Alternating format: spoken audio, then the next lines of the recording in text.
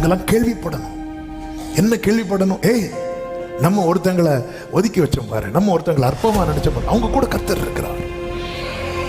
கேள்விப்படணும். அப்ப இன்னொருத்தங்க கேள்விப்படணும்னா நம்ம வாழ்க்கையில சில காரியங்கள் நடந்தே ஆகணும். அதுதான் என்ன, உன்னை பார்க்க வேண்டிய விதத்துல உன்னை சுத்தி இருக்கிறவங்க பார்த்தால் தான் உன் கூட கர்த்தர் இருக்கிறார் என்பதை.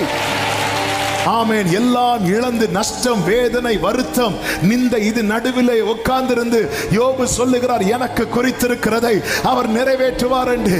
அப்படி என்ற சத்தத்தை சமீபத்திலும் தூரத்திலும் இருந்து கேட்கிற எத்தனை பேர் சொல்வீங்க, எனக்கு குறித்திருக்கிறதை? இந்த பாதையை கர்த்தர் கடக்க பண்ணுவார், இந்த சூழ்நிலையை கர்த்தர் கடக்க பண்ணுவார்.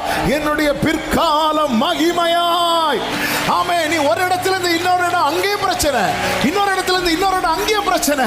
உன் பிற்காலம் எப்படி இருக்கும் தெரியுமா? ஒடுக்கம் இல்லாத